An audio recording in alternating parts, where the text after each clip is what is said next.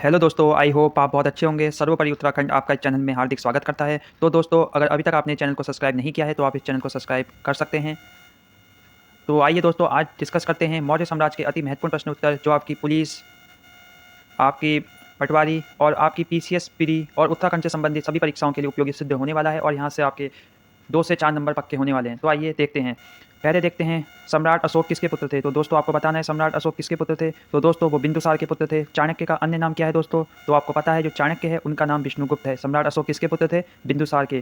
किस राजा की कहानी मुद्रा राक्षस नाटक का विषय है। तो मुद्रा राक्षस नाटक का नायक कौन है। तो दोस्तों, वो है चंद्रगुप्त मौर्य, इसे याद रखना है। मौर्य साम्राज्य का अंतिम सम्राट कौन था। तो वो था वृद्धरथ, इसे याद रखना है। नेक्स्ट आते हैं, भारत का प्रथम साम्राज्य निर्माता कौन सा वंश था। तो आपको बताना है। तो दोस्तों, वो था आपका मौर्य साम्राज्य। भारत का प्रथम साम्राज्य निर्माता कौन सा वंश था। तो दोस्तों, वो था मौर्य साम्राज्य। आइए देखते हैं कुछ महत्वपूर्ण चीज़ें। मौर्य साम्राज्य में हम चंद्रगुप्त मौर्य के बारे में देखते हैं। चंद्रगुप्त मौर्य ऐसा पहला शासक था जिसने संपूर्ण भारत को राजनीतिक दृष्टि से एकता के सूत्र में पिरोया था। तो वो कौन सा पहला ऐसा शासक था जिसने संपूर्ण भारत को राजनीतिक दृष्टि से एकता के सूत्र में पिरोया था। तो आप कहेंगे चंद्रगुप्त मौर्य। और आपसे पूछेगा नंद वंश का महान शासक कौन था।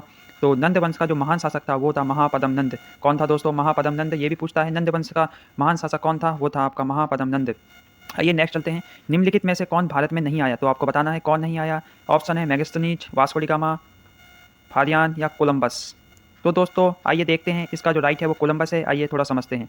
मैगस्थनीज चंद्रगुप्त मौर्य के शासनकाल में आया। तो कब आया मैगस्थनीज। आपसे पूछेगा मैगस्थनीज किसके शासनकाल में आया, आप कहेंगे चंद्रगुप्त मौर्य के शासनकाल में। तो मैगस्थनीज एम और चंद्रगुप्त मौर्य का एम, मौर्य का एम, तो एम एम, इसे याद रखना है। मैगस्थनीज मौर्य। ठीक है दोस्तों, मैगस्थनीज चंद्रगुप्त मौर्य के शासनकाल में आया, तो इसे एम एम से याद रखना है। भारत आया और फारियान चंद्रगुप्त द्वितीय, जिसे हम विक्रमादित्य भी कहते हैं, के शासनकाल में आया। तो फारियान किसके शासनकाल में आया दोस्तों, चंद्रगुप्त द्वितीय, जिसे हम विक्रमादित्य कहते हैं, के शासनकाल में आया। और मैगस्थनीज ये चंद्रगुप्त मौर्य के दरबार में आया। इसे याद रखना है, मोस्ट इंपोर्टेंट प्रश्न है।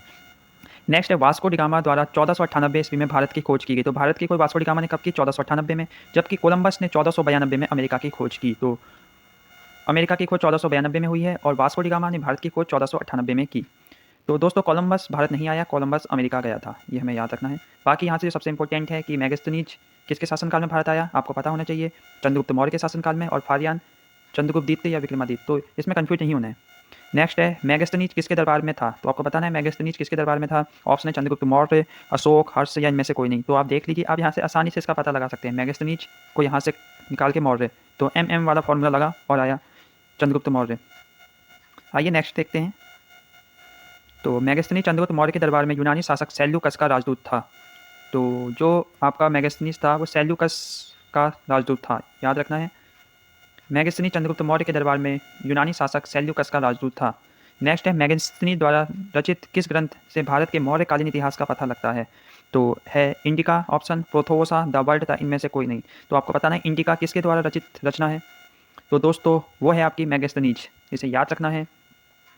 आइए देखते हैं, मैगस्थनीज द्वारा रचित पुस्तक इंडिका से मौर्यकालीन इतिहास का पता लगता है। मैगस्थनीज यूनानी राजा सेल्यूकस का राजदूत था। तो दोस्तों, ये इंपॉर्टेंट है, इसे याद करते हुए चलना है। नेक्स्ट है, इंडिका निम्नलिखित में से किसकी कृति है। तो आपको बताना है। तो दोस्तों, इंडिका फिर से रिपीट है, इंडिका मैगस्थनीज की कृति है। और मैगस्थनीज किसके राज दरबार में आया था, वो आया था चंद्रगुप्त मौर्य के राज दरबार में। और ये किसका राजदूत था। तो दोस्तों, मैगस्थनीज था सेल्यूकस का राजदूत।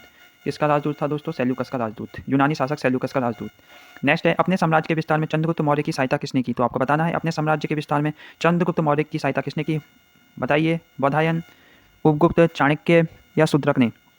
तो दोस्तों, चंद्रगुप्त मौर्य की सहायता किसने की अपने शासन के विस्तार में, मोस्ट इंपोर्टेंट प्रश्न है। आई होप आपको इसका आंसर पता हो। तो दोस्तों, इसका जो आंसर है वो चाणक्य है। देखते हैं, चाणक्य कौटिल्य या विष्णुगुप्त के नाम से भी जाने जाते हैं। तो कौटिल्य का ही नाम चाणक्य है और विष्णुगुप्त का ही नाम चाणक्य है, इसमें कन्फ्यूज नहीं होना है। चंद्रगुप्त मौर्य का प्रधानमंत्री व प्रधान पुरोहित था, वो बहुत ही कूटनीतिक व्यक्ति था। इसने चंद्रगुप्त मौर्य को प्रशिक्षण एवं उसके मार्ग निर्देशन का कार्य किया था, जिसके कारण उसे साम्राज्य विस्तार में सहायता मिली। नेक्स्ट देखते हैं, प्राचीन भारत का वह प्रसिद्ध शासक जिसने अपने जीवन के अंतिम दिनों में जैन धर्म अपनाया। तो दोस्तों, वो था चंद्रगुप्त मौर्य।